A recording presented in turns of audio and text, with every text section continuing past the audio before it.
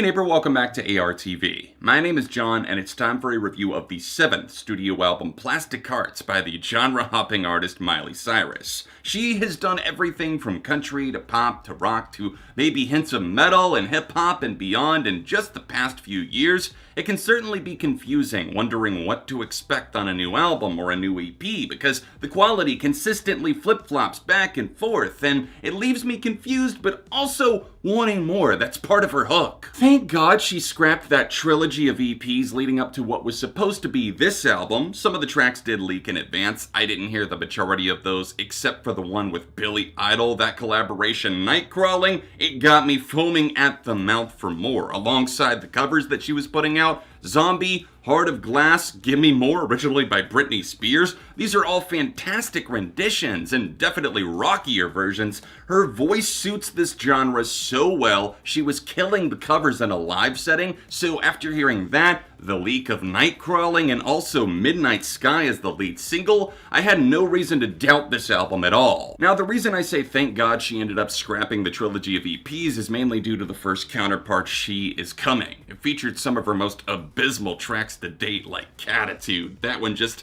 physically made me cringe with some of the lyrics there, but I just found it to be quite boring. And although Younger Now, with its more country-influenced sound, wasn't exactly a resounding success, both in terms of critics and commercial relevance, I still found that album to have its gems, even if it did fade out of my memory rather quickly. Midnight Sky, though, what a dazzling lead single. I love the remix with Stevie Nicks, I love the live performances that tap even more into the rock direction, but the track as it stands is a fantastic disco-influenced pop-rock banger. With its meticulous grooving bass line, the delicate guitars, the synth-pop aura that taps into the 70s and the 80s, I think Midnight Sky is without a doubt one of the best accomplishments of Miley's career. But not only is this ode to her, but also the producers of this project. Louis Bell, Andrew Watt, Mark Ronson are the names that you're going to see throughout the credits of this track list, and I can appreciate that she took the time to take some of these songs that were originally for those She Is Miley Cyrus sessions,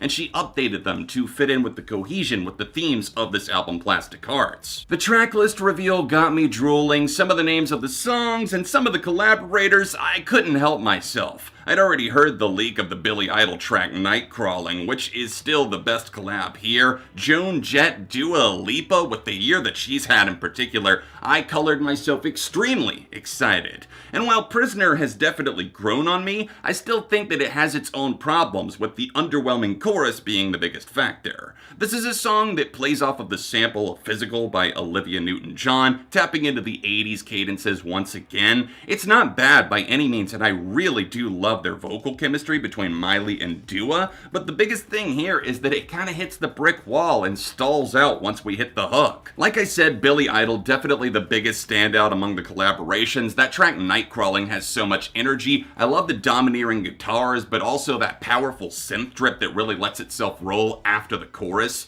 It's a fantastic, mesmerizing cut.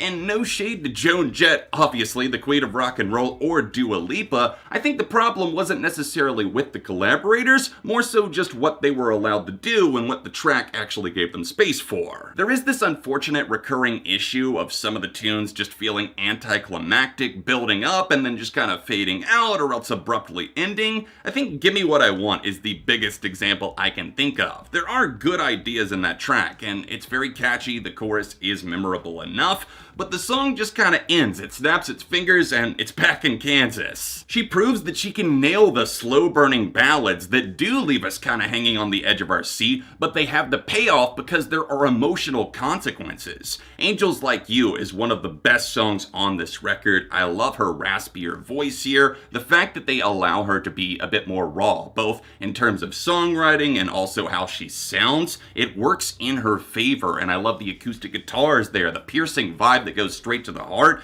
Also, the song High features some of the best vocal harmonies that I've heard on a pop record all year. It really kind of speaks to both Miley and Mark Ronson, who produced this track, what they can do when they get the right people in the studio, and I'm sure that this track went through several different versions and iterations before we get the version that we hear on the record, but the final product is exceptional. What the Fuck Do I Know sends it to hell in a handbasket right away to open up Plastic Hearts. I love the passive-aggressive energy as she speaks to her past relationships relationships to those who say that she's moved on too quickly. She addresses things like this multiple times throughout the record, Hate Me being one of the biggest pieces of that puzzle. I think that one is more about the media and how people at large perceive her that don't necessarily know her. And while that track definitely gets in its blows, this track, What the Fuck Do I Know, to open up Plastic Hearts, it's hard to disagree with, because the energy, her vocal performance, and also the instrumentation on this track, it's eclectic, it's a bit wild, and I love the fact that she can't be tamed.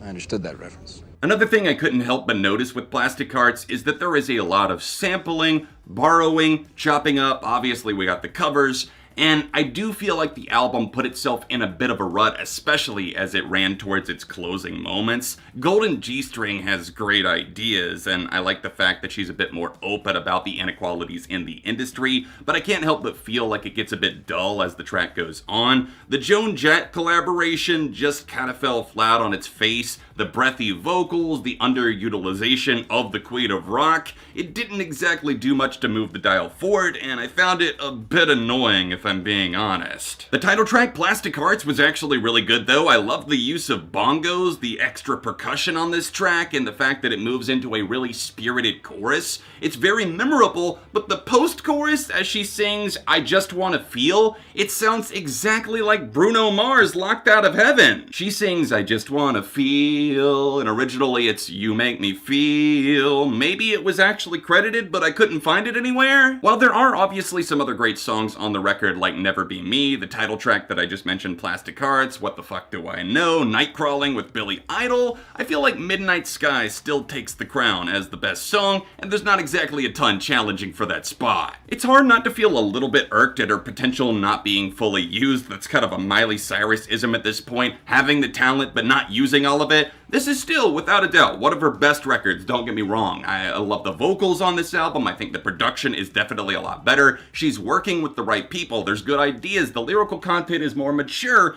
but it also kind of runs in circles in places, and it overuses the samples. It taps into the energy of the 80s and the 70s a little bit too much in places without putting her own spin on it. So while I like this album, I think that she needs to do another one similar to this in this pop rock vein. What do you guys think? This is, of course, all just my personal opinion, but as far as my rating for her 7th album, Plastic Hearts, I'm giving this a light 3.5 out of 5. Thanks so much for watching my review of Plastic Hearts. If you want to check out another Miley Cyrus review that I've done, then tap this card here, or tap here for another recent pop review. All of my socials can be found in the description down below. If you want to support me on Patreon to help content like this keep coming, then hit the top link in the description. Other than that, I'll be back soon for more on ARTV.